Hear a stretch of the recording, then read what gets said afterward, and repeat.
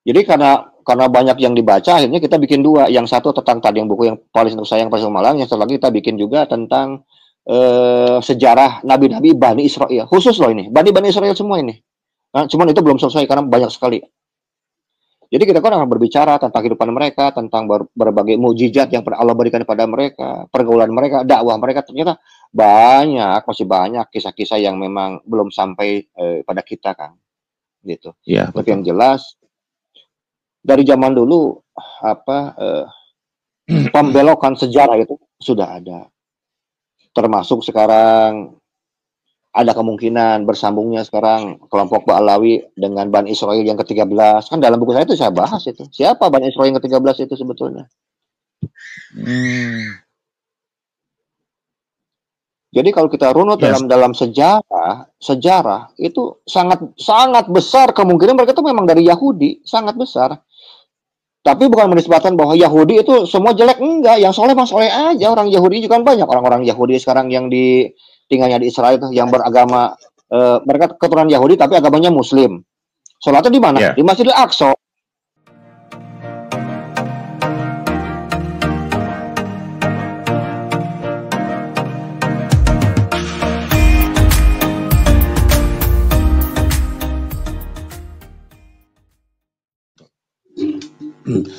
Baik, apakah politik identitas Pak Kiai berbasis nasab Ba'alawi itu menyatukan umat atau malah menciptakan kasta sosial baru dalam Islam Indonesia? Karena julukan daripada Imam Badak ya, kalau dalam bahasa Sunda kan bersatu badak gitu kan, yang disebut sebagai pemersatu umat gitu kan. Nah, apakah itu relevan atau seperti apa mungkin pada Pak Kiai mungkin?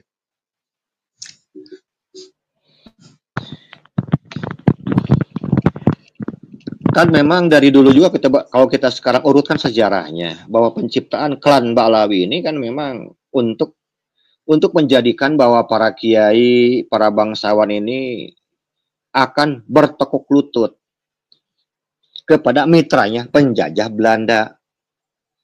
Kita kembali lagi kepada sekarang sejarah. Salah satu petikan Al-Quran itu kan Allah berfirman begini. Amsalun naribualin nasi wa ma yaqilu wa illal alimun. Allah itu sudah banyak memberikan contoh-contoh perumpamaan di alam dunia ini. Dan hanya orang alimun yang banyak wawasan, yang mau banyak membaca, banyak literasi, mau buka-buka sekarang segala macam sejarah, hanya mereka yang tahu kan. Ya, betul. Kalimat alimun. Bukan pelajar, bukan muridin, bukan. Jadi orang yang memang getol, orang yang banyak referensinya, mau baca. Mereka akan tahu. Nah, bahwa dalam dunia penjajahan kan selalu yang namanya penjajah selalu mencari mitra. Jadi ketika mereka sekarang sekali waktu keluar dari tanah jajahan, mereka akan punya mitra. Mitra ini kan sebagai kepanjangan tangan dari mereka untuk meneruskan penjajahan dengan model yang baru. Nah, model Belanda itu ya dengan Ba'alawi, dengan siapa itu? Usman siapa itu? Yang di Jakarta.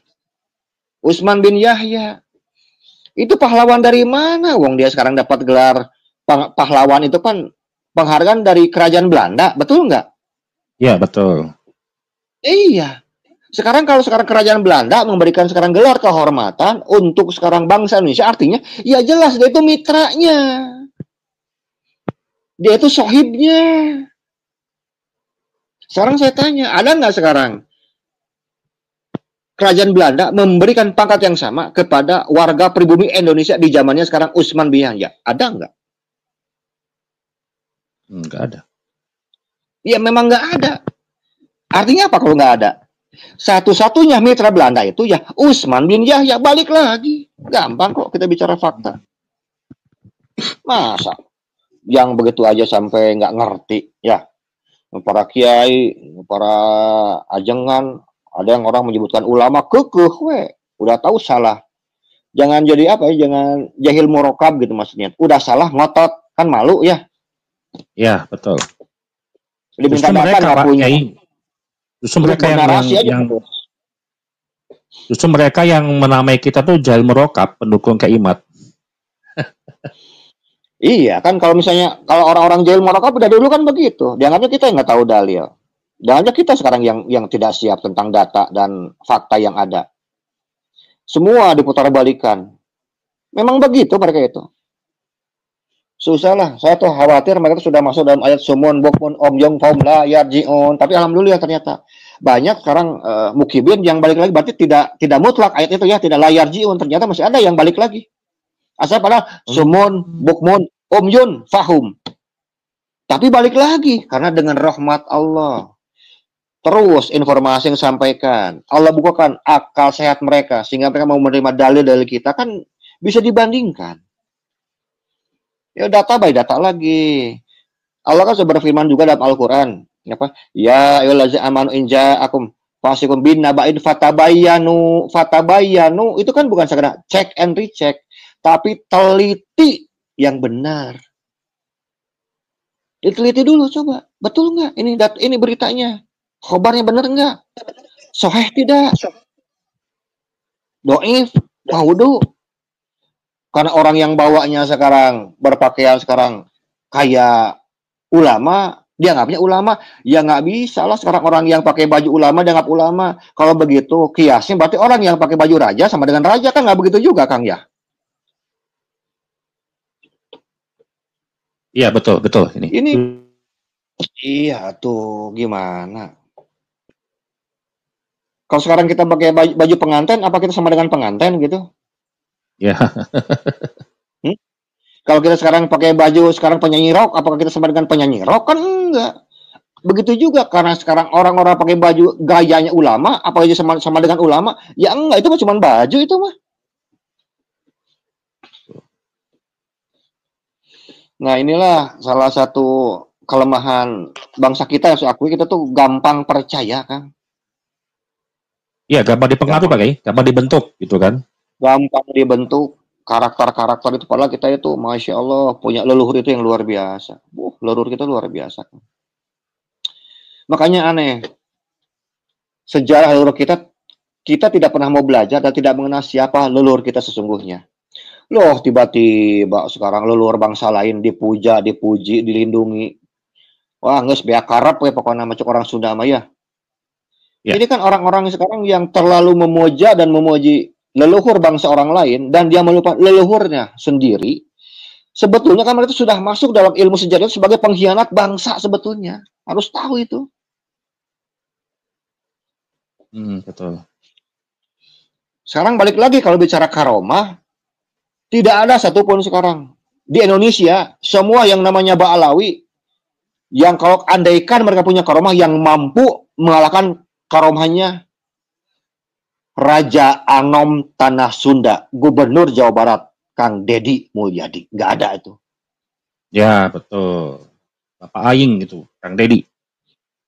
Iya, bukan karena saya orang Sunda, bukan. Iya, betul. Kalaupun saya sekarang orang Maluku, orang Irian, kalau sekarang saya lihat dengan karakter Kang Dedi, saya seneng.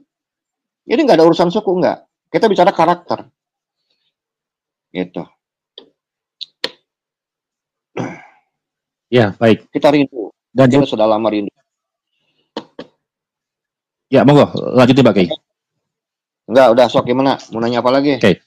Ya, baik. Karena memang gini Pak Kiai, saya juga banyak temuan data-data kalau saya meriset di sosial media itu, kurun waktu lah 3 bulan yang lalu kalau tidak salah saya pernah survei itu, saya menemukan dari 100 orang yang mengikuti polemik nasab, katakanlah 30 orang yang mengakui nasab habaib. Nah, dari 30 orang ini ternyata 63,2% itu dari jenjang pendidikan, Pak Kiai. Ini bermasalah Pak Kiai. Kenapa? Apakah mungkin itu mudah dibentuk atau apa gitu ya? Nah, jenjang pendidikan yang mempercayai nasab Ba'alawi, karomah dan seterusnya, glorifikasi Ba'alawi itu 63,2% itu pendidikan yang menengah ke bawah Pak Kiai. Apakah mereka sengaja untuk menyasar ke pendidikan menengah ke bawah untuk supaya mendukung ataupun mungkin mengglorifikasikan tujuan mereka gitu, atau mungkin seperti apa Pak Kiai? Iya kan, salah satu sekarang metode yang mereka gunakan itu kan dengan glorifikasi. Ini kan metodenya metode Yahudi Israel dengan mengglorifikasi bahwa mereka itu sebagai klaim yang paling hebat dan luar biasa lah dan sebagainya. Itu kan ada juga satu buku yang belum saya cetak ya. Itu mungkin sekitar 6 bulan kemarin yang sudah selesai kurang lebih. Itu kan judulnya itu kan Palestinaku sayang, Palestinaku malang. Ini buku ini sebagai pembelaan saya terhadap Palestina. Termasuk nabi dan rasul yang pernah ada di sana sampai terakhir Nabi Isa alaihissalam. Itu banyak itu yang saya bahas dari berbagai kitab, tari, sejarah, termasuk Bible juga kan, gitu ya maksudnya. Jadi ternyata bahwa seperti banyak di antara kita yang masih percaya bahwa penyebutan gelar Yahudi itu diambil dari anaknya yang namanya Yehuda katanya kan begitu. Ini saya bilang ini sesuatu yang sangat bodoh, saya bilang. Itu dari mana ceritanya itu Yahudi dari Yehuda itu? Menisbatkan itu mulai tahun kapan? Sekarang saya tanya aja begini sama orang yang kekeh ya. Nggak apa-apa, kita tanya sama orang Yahudi, sama orang Kristen juga boleh. Itu sejak kapan? Kata Yahudi itu pertama kali sekarang dikenalkan oleh orang-orang Yahudi dan juga oleh orang-orang Kristen. Tahun berapa itu? Coba tanya sama mereka. Apakah dari zamannya sekarang putra Nabi Yakub itu sudah ada? Yang sebutan Bani Israel itu? Ya. Apakah sekarang Yehuda menamakan anak cucunya dengan sekarang sebutan Yahudi? Ataukah dimulai dari zaman sekarang Nabi Daud? Ataukah sekarang mulai dari Nabi Sulaiman? Nabi Musa? Nabi Daniel? Ezra? Ayo. Dari mulai kapan? Kalau buku ini selesai, nanti insya Allah kita akan bedah buku, kan? Kita akan buka bahwa semua nabi-nabi yang pernah turun di sana, mereka sholat. Sholatnya di mana? Di Masjidil Aqsa. Kita kasih datanya itu nanti. Mereka tuh itu sudah naik cetak, Pak Kiai? Mereka tuh sudah naik cetak? Belum, tapi sudah selesai diedit. Oke. Ini pembelaan saya terhadap Palestina loh, ya kan begitu. Jadi karena banyak yang dibaca, akhirnya kita bikin dua. Yang satu tentang tadi yang buku yang Palestina sayang Palestina malang, yang satu lagi kita bikin juga tentang sejarah nabi-nabi Bani Israel. Khusus loh ini, Bani Israel semua ini. Nah, cuman itu belum selesai karena banyak sekali. Jadi kita kan akan berbicara tentang kehidupan mereka, tentang berbagai mukjizat yang Allah berikan kepada mereka, pergaulan mereka, dakwah mereka. Ternyata masih banyak kisah-kisah yang memang belum sampai pada kita kan, gitu. Ya, tapi yang jelas dari zaman dulu pembelokan sejarah itu sudah ada. Termasuk sekarang ada kemungkinan bersambungnya sekarang kelompok Ba'alawi dengan Bani Israel yang ke-13. Kan dalam buku saya itu saya bahas itu. Siapa Bani Israel yang ke-13 itu sebetulnya? Jadi kalau kita runut dalam sejarah itu sangat besar kemungkinan mereka itu memang dari Yahudi, sangat besar. Tapi bukan menisbatkan bahwa Yahudi itu semua jelek, enggak. Yang soleh soleh aja. Orang Yahudi juga banyak orang-orang Yahudi sekarang yang tinggalnya di Israel yang beragama mereka keturunan Yahudi tapi agamanya Muslim. Sholatnya di mana? Di Masjidil Aqsa. Betul. Banyak yang soleh. Jadi yang soleh bang soleh, gitu. Yang brengsek ya brengsek aja gitu maksudnya. Cuman jangan sekarang jadi kan jangan karena kita ini darahnya sekarang haplogrupnya genderuwo ya kan begitu, sekarang ngakunya sekarang dasar berasal dari kanjeng Nabi Muhammad SAW. Ya jangan begitu atuh. Kan kita ini dilahirkan nggak bisa milih kan, ya. Kita nggak bisa milih apakah dilahirkan sebagai orang Indonesia, orang Cina, orang Eropa, orang Jepang, orang Arab, kan kita nggak bisa milih.